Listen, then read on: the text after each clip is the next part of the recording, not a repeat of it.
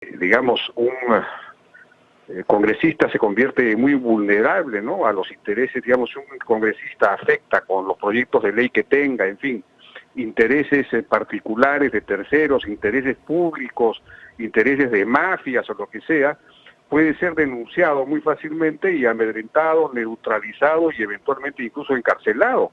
Es decir, el congresista necesita tener una cierta inmunidad, por supuesto, quizás no la que tenía antes, un poco más acotada, pero tiene que tener una protección.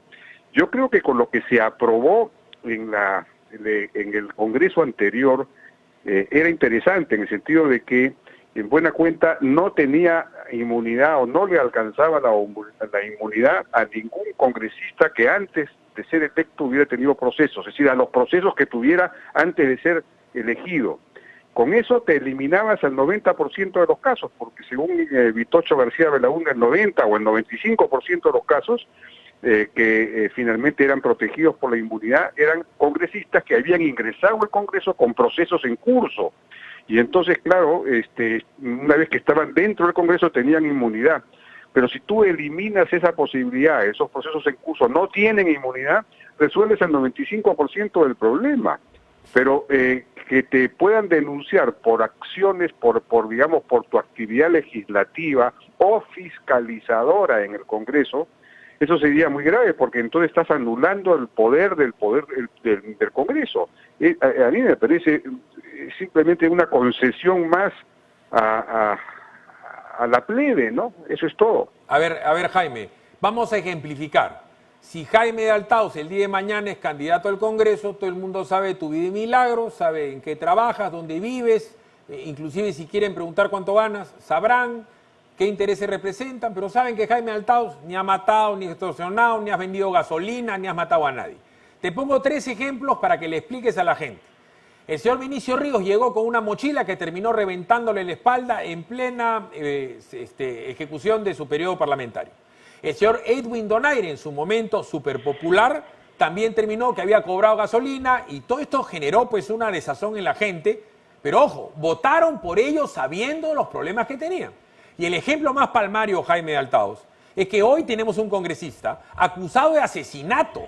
Ese señor se llama Daniel Urresti Helera, que además es candidato presidencial.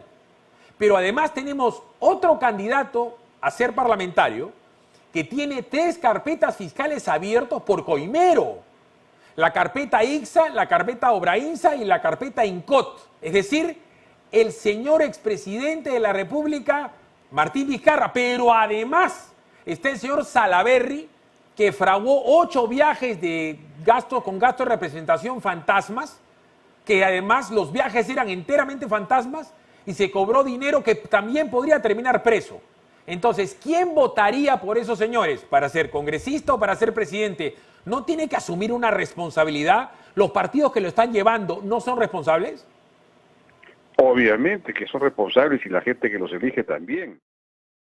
Sí, pero en la reforma que se llegó a aprobar en una primera votación, en una primera legislatura en el Congreso anterior, esas 4 personas o 5 personas que has mencionado no hubieran tenido, no tendrían inmunidad parlamentaria, porque son procesos que comenzaron antes o investigaciones que comenzaron antes de que ellos fueran elegidos. Entonces la inmunidad no les alcanzaría para eso. Vinicio Ríos y el general ¿cómo es que se llamaba? Donaire, no hubieran estado protegidos por la inmunidad porque esos procesos habían comenzado antes de que fueran elegidos, así como Vizcarra tampoco sería protegido por la inmunidad si es que hubiese funcionado esa norma, ¿no? Bueno, ahora con la inmunidad parlamentaria, tal como ha sido derogada, si es que es derogada en la segunda legislatura, bueno, ya tampoco le alcanzaría la inmunidad a Vizcarra, ¿no es cierto? Pero no se necesitaba suprimirla totalmente para, incluso, digamos, para el periodo en el que se es congresista, y por las leyes, en fin, uno no puede estar expuesto pues a denuncias por acciones de fiscalización o por proyectos de ley que afectan intereses privados, públicos o intereses de delincuentes, en fin, ese es el tema, ¿no? Además, el día de hoy, Jaime, tú eres una persona mayor, Hoy día de hoy hay una cantidad de información que no se tenía ni en los 80 ni en los 90. Hoy día tienes el Google, tienes el archivo, tienes los TikToks, tienes el YouTube, el Facebook. Si tú te vas a enterar de cualquier cosa de una persona, sabes hasta los récords de papeletas. La gente sabe cuál es la responsabilidad del votante del partido que te lleva. O sea, acá la gente aplaude el populismo de los congresistas, pero quien los puso es ¿quién fue? ¿Quién fue? De acuerdo. O sea, la gente tiene que asumir su responsabilidad. ¿Por qué no la reforma constitucional que deberían, creo yo, y acá te abro el abanico, de aprobar es el voto que no sea obligatorio o que le quiten la multa? Entonces el que va a votar, que se haga cargo de su voto o que mejor no vote. De acuerdo, efectivamente, mejor sería el voto voluntario, pero además habría que aprobar pues otras reformas, porque lo que pasa es que el sistema es muy disfuncional y no favorece pues el escrutinio que debe hacer el elector de los candidatos, porque si tú tienes en Lima 24 partidos, 24 listas congresales por 36, ya no sé si son 36 o 34 candidatos, multiplica, no sé cuánto sale, digamos 1000 candidatos, no puedo hacer la multiplicación en el cerebro, pero 800, 1000 candidatos. ¿Quién puede escrutar 1000 candidatos? ¿Quién puede hacer una investigación personal de la vida y obra de 1000 candidatos? Es imposible. Este sistema no funciona. Hay que ir a un sistema de distritos electorales pequeños, uninominales o binominales, en los que uno escoge solamente a un representante, digamos, o máximo a dos, y entonces si uno escogiera, digamos, solamente a uno y los distritos fueran uninominales, ahí no habrían pues sino el número de candidatos equivalente al número de partidos. Bueno, ahora son demasiados partidos, pero normalmente digamos de que haya 10, 12 partidos. Habría 10, 12 candidatos, yo tendría que escoger entre 12 candidatos o 10 candidatos de distintos partidos. Y entonces eso es mucho más fácil a mí elegir, porque yo puedo meterme en la vida y milagros de cada uno de ellos, puedo investigar un poco, a ver cómo qué obra, sobre todo aquellos que me interesan, en fin. Entonces hay que hay que hacer esa reforma, y por otro lado, los partidos pues en algún momento tienen que tienen que transformarse pues en instituciones un poco más sólidas, ¿no? Ya pero vamos a ejemplificar para que los sabios que están haciendo lo que hacen en el Congreso y que son aplaudidos por el público, porque la gente los aplaude, fíjate, ya no hay reelección parlamentaria, entonces quiere decir que todos los que vengan van a ser bisoños nuevos. Vamos a ponernos en el caso que alguno de ellos tenga una vocación pues de fiscalización. Tú fiscalizas a privados, por decirte, empresas mineras abusivas, pesqueras abusivas, las famosas empresas del agro que tienen service, o sea, te enfrentas al poder del gran capital. Me voy a poner en modo comunista.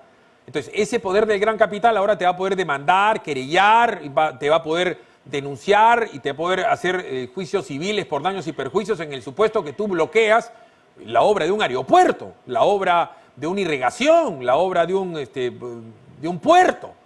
La empresa dice, me ha perjudicado, le metes una demanda de $2 millones. Entonces, ese congresista sabe que tiene 5 años y de ahí se va a su casa y es un peatón y tiene que pagarse el juicio él solito. Pero además, si un congresista, también fiscalizador, se entera que hay un ministro de Estado que está haciendo algo irregular con el alquiler, con la compra, la venta de cualquier suministro, y lo comienza a fustigar, se terceriza y a ese parlamentario lo vuelves en un dummy, un tipo que no puede hacer ni fiscalización ni del público, ni de los estados, ni el Estado, ni los organismos de control del Estado. Entonces, ya la función de fiscalización deja de existir. Exactamente, es lo que yo te decía al principio. Un congresista no va a poder fiscalizar porque se expone a recibir denuncias y que finalmente terminen eventualmente con él en la prisión. Ahora, me parece más difícil que, digamos, empresas del gran capital o empresas extranjeras hagan eso, porque tienen estándares propios muy rigurosos que no les permiten, pues, denunciar a un congresista por la ley que planteen, ¿no? Eso puede ser, digamos, afectar su reputación internacional. Todas esas cosas están ahora muy reglamentadas, ¿no? Claro. Pero sí puede ocurrir eventualmente, y pues de todos modos puede ocurrir. Claro. Es una eventualidad de todo, por más reglamentaciones o normas de compliance que haya, puede ocurrir. O puede ocurrir con cualquiera. Vamos a poner otro ejemplo. A ver, yo entiendo que tú conoces bastante más de agro que yo. Es más, hasta donde yo sé, de repente yo estoy equivocado, no hay mejor ley en la historia de la República del Perú que promueva una actividad económica, inclusive la agraria, que la última ley que han derogado, la Ley de Promoción Agraria. No es buena, es espectacular, los números son groseramente buenos, ¿no? Pero la ley Klimper fue ley Toledo-Kuczynski, ley Klimper-Toledo-Kuczynski-Vizcarra. La acababan de prorrogar hasta el año 2031 con todos los beneficios que se sabe que ya están probados. Lo ideal es que vayan a la sierra y que vayan a la selva y que los empresarios privados inviertan y que por supuesto puedan pagar mejores sueldos. Ayer yo conversaba con el congresista Lenin Checo, que es comunista, propulsor de la demagógica, creo yo, anulación de la norma, y tienen que hacer una norma nueva. Entonces, la norma nueva, yo le preguntaba a Lenin Checo, que es comunista, tiene que tener dos pilares fundamentales. Más inversión para que haya más hectáreas y mejores sueldos. ¿Cómo van a hacer eso ahora? ¿Cuál crees tú que va a ser el derrotero que tome el Congreso con la nueva ley agraria? Pucha, yo me he acostumbrado a, digamos, a pensar que, o a concluir que hay que siempre pronosticar lo peor, ¿no? Porque lo peor es probablemente lo que va a ocurrir. Porque en ese sentido me temo que la ley que salga del Congreso va a ser muy mala, salvo que entren en razón y que finalmente haya una suerte, pues, no sé, de organización, de movilización de alguna naturaleza de los cientos de familias afectadas por la eliminación o la derogación de esta ley, ¿no? Porque finalmente hay cientos de miles de familias en toda la cadena de valor, digamos, de la agroexportación, no solo de la agroexportación, de la agricultura moderna, de la avicultura, en fin, de la acuicultura, del sector forestal, que están dentro de esta ley. Son cientos casi 1 millón de familias las que están acogidas a este régimen y que para ellas ha sido pues muy beneficioso, ¿no? Entonces, ¿cómo se puede afectar una cosa así? Yo no entiendo. Además, una cosa tan exitosa desde el punto de vista del crecimiento, desde el punto de vista del desarrollo tecnológico, desde el punto de vista de los derechos laborales, de la formalización de un sector en donde todo el mundo era informal. Es el sector que más ha formalizado en los últimos 20 años. Entonces, tiene, digamos, ventajas por donde lo mires. Claro, habían estos servicios, habían estas empresas que trabajaban al margen de la ley, pero que precisamente estaban al margen de la ley, y ahí sí eventualmente podían cometerse abusos, pero había que resolver ese problema, no matar a la gallina de los huevos de oro, ¿no? Es inconcebible. Ahora me dicen, por ejemplo, que en esta comisión de 11 congresistas que está elaborando la nueva ley, que se ha ido a Ica, luego a Trujillo, ha estado en Piura, ahí los congresistas, sobre todo de izquierda, no Lenin Checo, sino Lenin Bazán, que es del Frente Amplio, creo también, pues se dedican a hacer proselitismo político, a levantar expectativas, en lugar de escuchar a los agricultores, a los trabajadores, a las empresas, para recoger sus puntos de vista, en fin, e incorporarlos. Ellos dictan charlas proselitistas. Lenin Bazán se dedica a explicar con una pizarra lo que él considera que debería ser la nueva ley, en la cual debería haber pues un salario mínimo, un jornal diario de 70 soles, que equivale pues a un salario mínimo que es más del doble del salario mínimo de la ley general, ¿no? Porque que equivaldría a 2.100 soles mensuales, cuando la ley general está en 930 soles, ¿no es cierto?, el salario mínimo. Entonces, un salario mínimo diferenciado muy superior a la ley general. Entonces, eso ya no es una ley general, y eso no es llevar el régimen a la ley general, sino nuevamente a una ley especial, ¿no? Y además una serie de otros condicionamientos que harían prácticamente imposible la actividad. A ver, estaríamos matando el sector más dinámico, más progresista y más redistribuidor del país. A ver, para comenzar, si Lenin Bazán hubiera hecho con la nueva ley de que no tiene inmunidad parlamentaria lo que ha hecho, hubiera terminado preso por bloquear carreteras, ¿no? Y si lo vuelven a hacer, te aseguro que va a haber algún empresario que no es del todo formal y que no le encanta el compliance, que le pone una plata al comisario de Guarmey y lo enmarrocan y lo meten preso, lo hacen dormir 48 horas en la cárcel por bloquear la carretera Supe. Pero vamos a otra cosa más trascendente. Reforma agraria en la sierra del Perú, se cooperativiza muchísimas hectáreas, las hectáreas se han dividido y ahora hay familias que tienen topos, que es la tercera parte de la hectárea, y hay un inmenso problema, que es uno de los dilemas más difíciles, Jaime Altaus, porque tiene que ver con la individualidad de las personas, que es la asociatividad. El hermano de Jaime no se asocia con Jaime, ni Jaime con el primo, y hay un montón de minifundistas, ¿no es cierto?, para los cuales trabajan sus hijos, sus tíos y sus sobrinos. Más explotación que esa no hay, porque comprenderá Jaime que en la sierra alta y baja, los papás no le pagan a los hijos ni sueldo mínimo, ni ley general, ni ley específica, ni mucho menos le van a pagar 1.900 soles mensuales en planilla por 15 sueldos. Entonces, los comunistas y los izquierdistas que dicen estar a favor del minifundio y la economía agraria familiar, con esta nueva idea lo fusilaron, porque además no hay carreteras, no hay vías de penetración, no hay electricidad, no hay internet, no hay seguro social, no hay Estado, no hay nada. No es un contrasentido decir que estás a favor del agro, ¿no es cierto?, del agro familiar, central, y querer plantear un sueldo mínimo del doble de la ley general. No, evidentemente lo que están planteando va a tener como consecuencia una informalización, una reinformalización general, ¿no?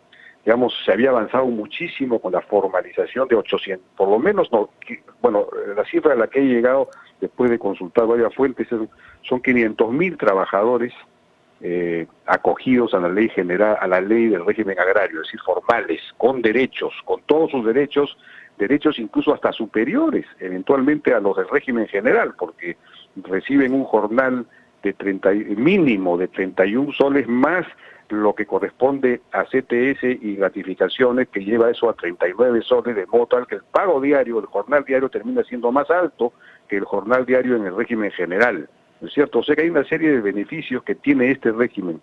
Bueno, pero si tú vas a incrementar ese salario mínimo, ese jornal diario, y vas a crear una serie de otras condiciones que afecten, por ejemplo, la estacionalidad, que es fundamental en este régimen, y vas a agregar otros costos adicionales, entonces simplemente lo que ya se había avanzado en formalización va a retroceder, las empresas van a informalizar, algunas empresas cerrarán, y olvídate de la esperanza que puedan tener todo el resto del sector agrario de formalizarse eventualmente, es decir, de acceder a una economía moderna, más tecnología y todo, porque la barrera va a ser más alta, va a ser imposible.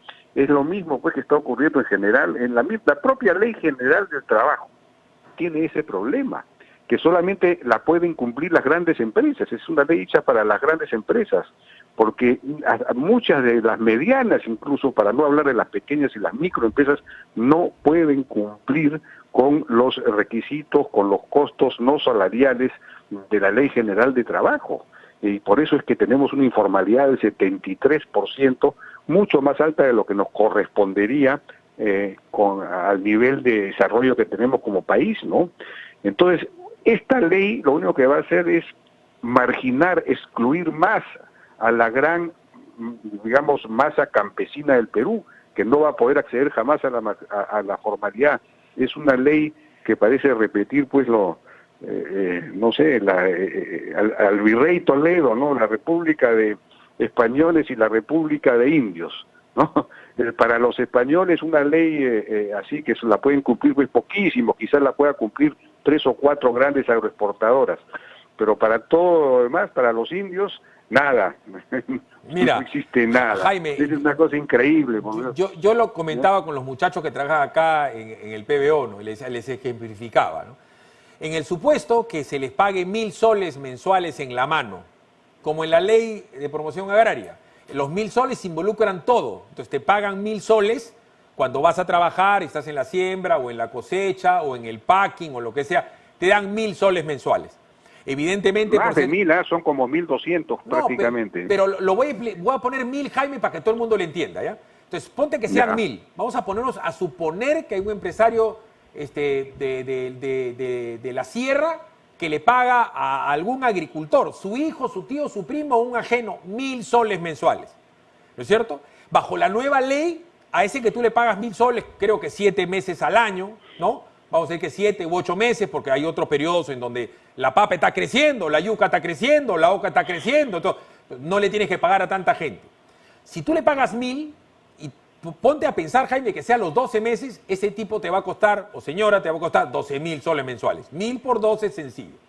Si tú a esa persona la pones en el régimen general para pasado mañana, le tienes que pagar el 30% más al mes, porque hay que descontarle salud, impuesto a la renta y FP.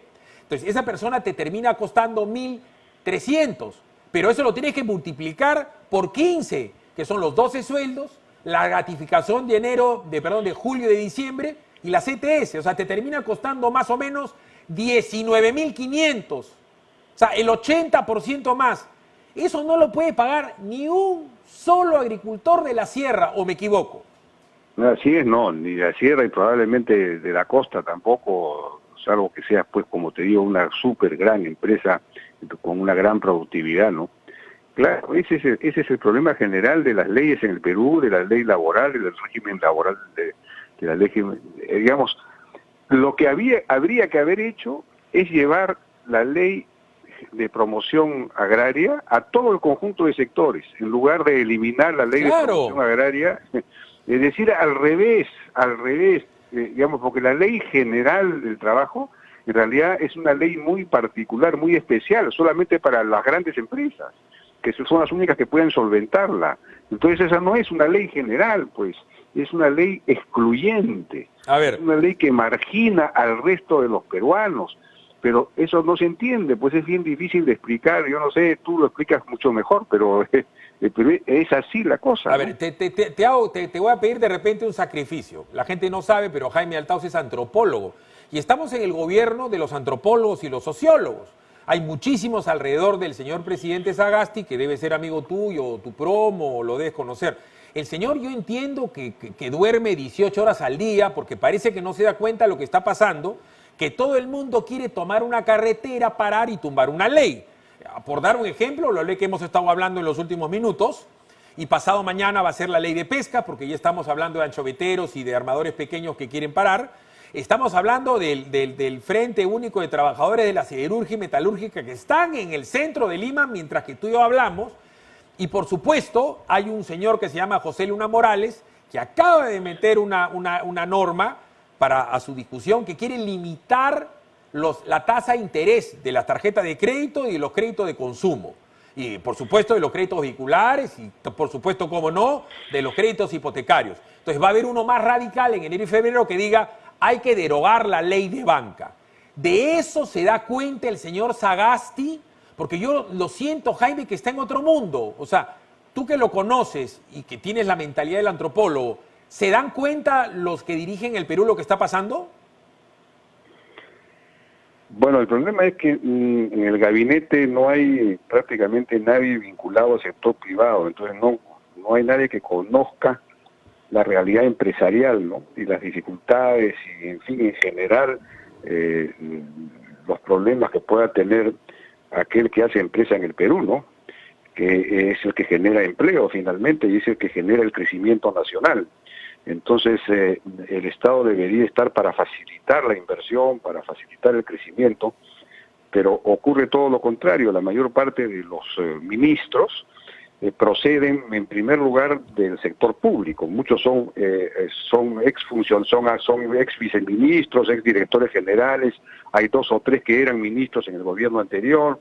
Entonces, gente formada en mirar la realidad desde el sector público, es decir, tienen una mirada reguladora, ¿no? Reguladora en el mal sentido de la palabra, es decir, en poner cada vez más requisitos, obstáculos, normas, exigencias para la actividad, con el pretexto de que de esa manera cautelan, en fin, diversos principios o derechos de terceros, etcétera. Entonces lo que hacen es trabar, asfixiar cada vez más la inversión privada y la actividad privada. La mayor parte, como digo, de los ministros vienen de ese sector. Hay 5 que vienen de la academia, y en la academia tienen una visión pues mucho más idealista de las cosas, que de alguna manera engarza con esta visión burocrática. Y hay, hay 2 que vienen de ONGs, y hay solamente 2 que viniendo del sector público han estado en algún momento en el sector privado, que son la ministra de Defensa, ¿no?, que ha trabajado en Grani Montero varios años, y el ministro de Energía y Minas, que también viene del sector público, pero ha trabajado en algún momento, por ejemplo, en el fondo social de Antamina, por ejemplo. O sea, ha trabajado en una empresa privada, o sea que conoce algo del sector privado. Entonces, es un gobierno que no es equilibrado desde ese punto de vista, entonces carece de la mirada del sector privado, de la mirada empresarial, de lo que requiere la economía para salir adelante, para crecer, ¿no? Pero ahora, yendo a la otra parte de tu pregunta, lo que está pasando con los congresistas es que están usando el erario público y digamos, en general, las buenas instituciones económicas que hay en el país para su propia campaña electoral. Urresti, por ejemplo, que ya lo has mencionado, es increíble, pero él ha construido su campaña electoral sobre la base de la destrucción de la ONP y de las AFPs. Es decir, su campaña nos cuesta 16.000 millones de soles. Así es la campaña más millonaria, creo que cuesta más que la campaña pues de Trump en Estados Unidos, ¿no? Eso es lo que cuesta la campaña de Urresti, sin contar los costos que les ha infringido a las AFPs, al sistema privado de pensiones en general, es decir, en fin, eso es lo que está pasando, como han sido elegidos por 1 año y medio y en plena campaña electoral, están usando y dilapidando los recursos públicos para sus fines. Hay otros partidos, por ejemplo, APP, que planteó este proyecto para regalar nombramientos y ascensos automáticos en salud y e-salud, que también le cuesta al erario público 4.000 millones de soles, y que además destruye la meritocracia, porque ya estás ahí nombrado a perpetuidad y no hay evaluaciones ni nada. Entonces, no solo estás dilapidando, abriendo un hueco fiscal, sino que estás destruyendo el futuro del país, porque no vas a tener un sector de salud eficiente, digamos, porque no hay meritocracia ahí. A ver, Jaime. Sucesivamente. Entonces, esto es bien complicado. Ya, pero entonces tú acotas y bien de que hay gente que como nunca ha trabajado en el sector real, que es el sector privado, porque el sector privado, si Jaime Altao no funciona, traen un conductor argentino, ¿no es cierto? Y te votan, si tú no escribes bien, viene otro mejor que tú y te votan, porque es la vida, la competencia, ¿no? Tú eres un periodista que tiene que generar contenidos importantes, interesantes, mantener tu liderazgo de opinión, tu vigencia, porque si no viene otro y te avasalla y terminas pidiendo como Hildebrand, ¿no?, que pide que le banquen el programa en un medio hiperchiquito y microscópico, ¿no es cierto? Pero, a ver, ¿cómo me puedes explicar tú que la gente que trabaja en el sector real, gremios, Confiep, IPAE, ADEX, aplaudieron al principio las marchas porque tenían que tumbar a Merino y que la gente decía que el Congreso no me representa, entonces lo aplaudieron, el Perú Unido y tal? Ahora ya se comienzan a asustar porque se han tumbado con las marchas la ley de promoción agraria y mañana vendrá la ley, como te dije, la ley de pesca o la ley de minería o la ley de banca. ¿Cómo hacerle entender al empresariado que la oclocracia, el gobierno de la turba y de la pedrada, es malo para todos? Bueno, esa es una buena pregunta, ¿no? Pero, bueno, ahí hay que tomar en consideración el hecho de que la decisión del Congreso de Bacara Vizcarra, si bien era legítima, era constitucional y era además fundada, porque efectivamente habían acusaciones de corrupción muy serias y bastante bien fundamentadas, entonces, claro, se impuso en el Congreso la lógica de que el país, por dignidad moral, por dignidad nacional, no puede tener un presidente corrupto. Eso es un razonamiento que, bueno, de todos modos, en boca de muchos corruptos es un poco raro, ¿no? Correcto. Quizás es una manera digamos, de cubrirse personalmente, pero digamos, desde el punto de vista lógico y racional tenía razón la decisión de vacar al presidente Vizcarra, razón constitucional y razón moral. Pero el problema es que no era racional desde el punto de vista político, porque un Congreso que tenía 25 o 30% de aprobación en ese momento popular, no puede vacar pues a un presidente que tiene 54. Yo sé que a ti te parece que las encuestas son una barbaridad, pero yo creo que las encuestas sí reflejan la realidad en general. Entonces, efectivamente, Vizcarra tenía pues un 55, 60% de popularidad. Entonces, no es en ninguna parte del mundo un Congreso impopular derroca a o vaca a un presidente popular, menos en una pandemia, cuando todo el mundo está angustiado y en una situación económica complicada, donde mucha gente estaba recién saliendo, recién, digamos, empezando a flotar, luego de haber estado hundida debajo de la superficie, y entonces de pronto te cambian el gobierno, votan al presidente, nuevo gobierno, más inestabilidad. Entonces la gente hace, digamos, llega un momento en que la gente ha dicho, no, ya basta. Pero ese basta ha sido la acumulación de 5 años. Esto comenzó el 2016 con las confrontaciones, luego con Vizcarra y la confrontación de Vizcarra contra el gobierno y su populismo, contra el Congreso y su populismo político, que terminó en la disolución del Congreso sin que Vizcarra presentara su propio partido para tener mayoría. Entonces tuvo un Congreso también sin mayoría, confrontación con ese Congreso, luego vacado Vizcarra. Es decir, digamos, en los últimos años estamos en un periodo de anarquía que se ha agravado considerablemente el último mes o el último mes y medio.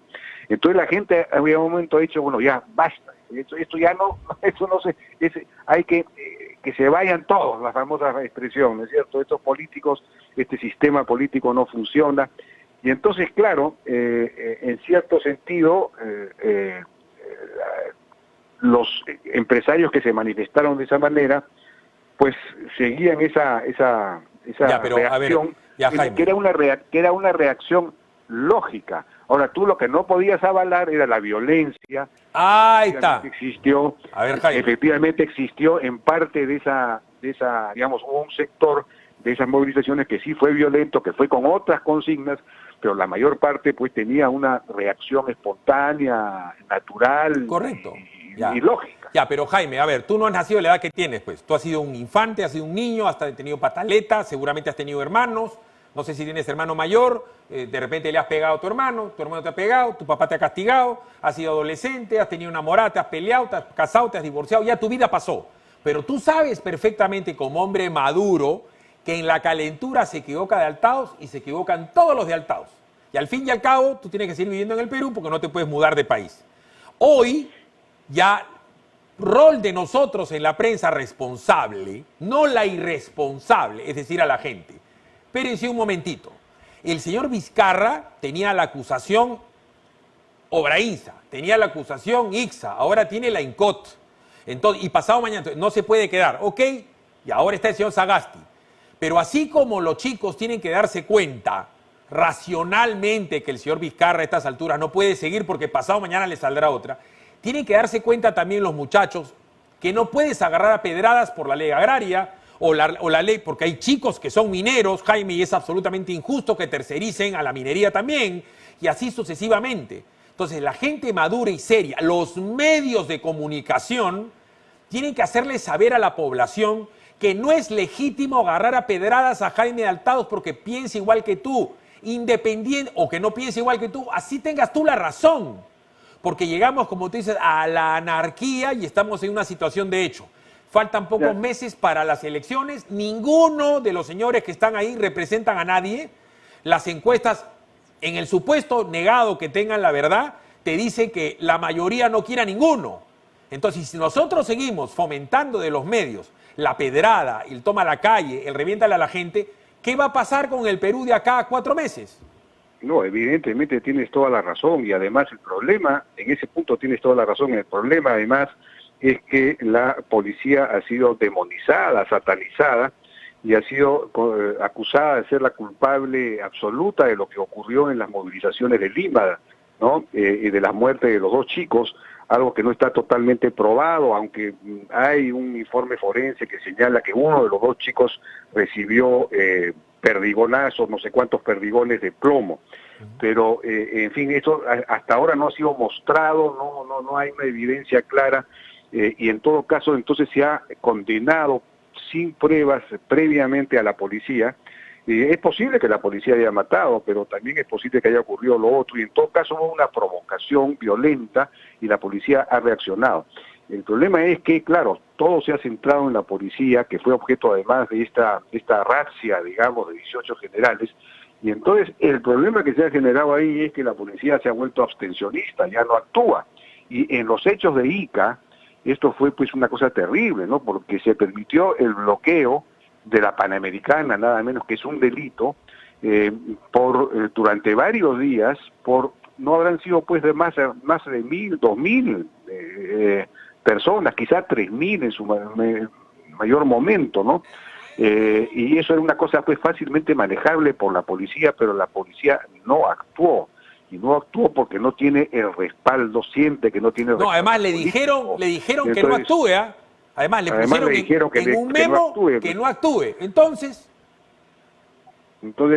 claro, cuando se ha, digamos, eso lo que ha generado, evidentemente, es una situación de desgobierno total, en donde no hay capacidad de imponer el orden público, y esto originado efectivamente en esas movilizaciones de la famosa generación del Bicentenario, que, digamos, desembocaron en estas 2 muertes que han provocado la condena por parte del establishment a la policía. Entonces tenemos una situación en la que no hay quien imponga el orden público. Bueno, y eso es muy serio, ¿no? Y además están los propios ministros, el de Cultura y el del Interior, con una situación muy alambicada, coloidal, gaseosa, porque los perdigones que mataron a uno de los muchachos no solamente tienen que probar que lo disparó un policía, sino que estaban en la trayectoria, a la distancia. O sea, esto es un tema forense, no es un tema de opinión de alguien de la prensa. Entonces, lo más probable, Jaime, es que no tengan cómo probar que fue la policía y que, es más, se termine probando que fueran infiltrados violentistas. Entonces, ¿en qué quedó toda la narrativa de la desgracia policial en medio del caos? En un problema social inmenso y en un señor Sagasti que cada día está más elegante, que cada día está mejor peinado, laqueado y que sale siempre muy bien puesto dando discursos que solamente él entiende. Ese es el problema real que tenemos el día de hoy. Jaime, ha sido como siempre muy amable.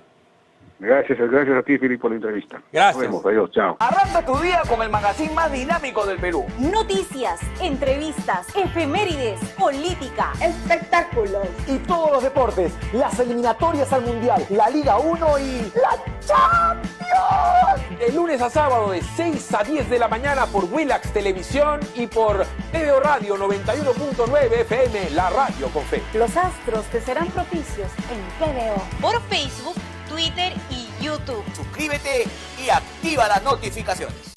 ¿Qué es facilote? Pues no, eso no. Entonces... No, tampoco. ¡Ya sé! ¡Exacto! Comprar un lote en Centenario es facilote. Sin inicial y 12 meses sin intereses. ¡Comprar tu lote! ¡Facilote! Ingresa a terreno.p. Centenario. Más de 90 años haciendo propietarios más fácil.